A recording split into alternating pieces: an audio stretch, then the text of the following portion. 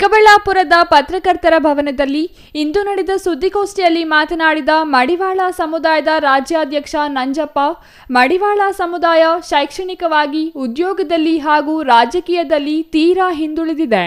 ಜಾತಿಗಣತಿಯಲ್ಲಿ ಮಡಿವಾಳ ಸಮುದಾಯದವರು ಉಪ ಪಂಗಡಗಳ ಹೆಸರನ್ನು ನಮೂದಿಸದೆ ಕಾಲಂ ನಂಬರ್ 903ರಲ್ಲಿ ಮಡಿವಾಳ ಎಂದೇ ನಮೂದಿಸಿ ಸಮುದಾಯವನ್ನು ಎಸ್ಸಿಗೆ ಸೇರಿಸಲು ಸರ್ಕಾರ ಸಂಪೂರ್ಣ ವರದಿ ಮಾಡಿದೆ.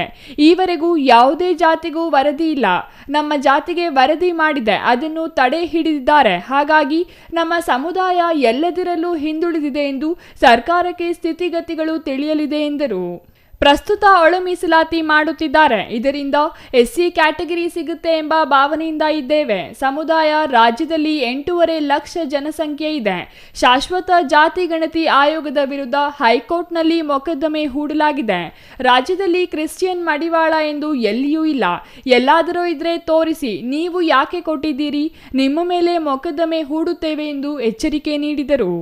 ಏನಿದೆ ಈಗ ಜಾತಿ ಜನಗಣತಿ ಮಾಡ್ತಾ ಇದ್ದಾರೆ, ಏನು ಸರ್ಕಾರ ಮಾಡ್ತಾ ಇರಿದ್ರೆ ಲಾಸ್ಟ್ ಟೈಮು ಶಾಶ್ವತ ಆಯೋಗದ ಮಾಡಿದಾಗ ಸರಿಯಾಗಿ ನಮ್ಮವ್ರುಗಳು ಹೆಸರುಗಳು ಬರೆಸದೆ ಮನೆಗಳಲ್ಲಿ ಇಲ್ಲದೆ ಬರೆಸದೇ ಇರೋದರಿಂದ ಅದೇನಾಗಿದೆ, ಜಾತಿ ಕಾಲಮ್ಮು ಅದರಲ್ಲಿ ನಮ್ಮದು ಮಡಿವಾಳ ಅಂತ ಬರೆಸಲೇಬೇಕು ಅಂತೇಳಿ ನಾವು ಕಂಪಲ್ಸರಿ ಎಲ್ಲರಿಗೂ ಒಂದೇ ಬರೆಸಿ.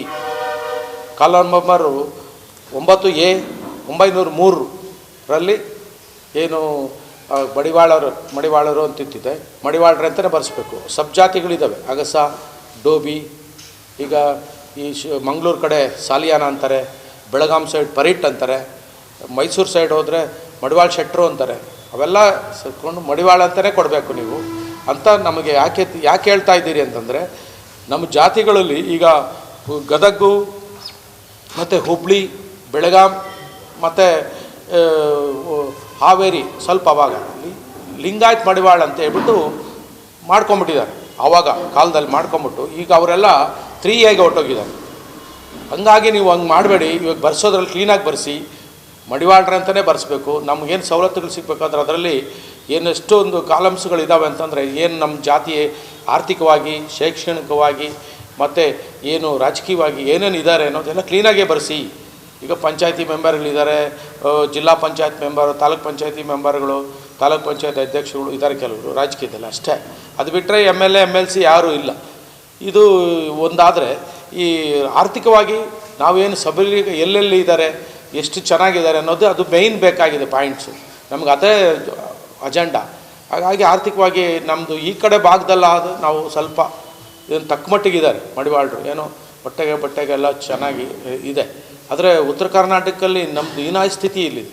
ಅದಕ್ಕೆ ನೀವು ಬರೆಸಿದ್ರೆ ನಾವು ಈಗ ಏನು 70% ಜನ ಬಡವರಿದ್ದಾರೆ, ಒಂದು 30% ಏನೋ ಊಟ ಬಟ್ಟೆಗೆ, ಅದರಲ್ಲೊಂದು 5% ಏನೋ ಸ್ಥಿತಿವಂತರಿದ್ದಾರೆ.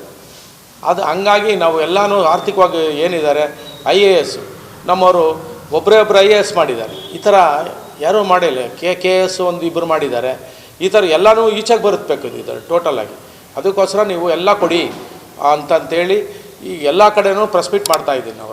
Thoudanahalli Ramesh, CTV news, Chikkaballapur.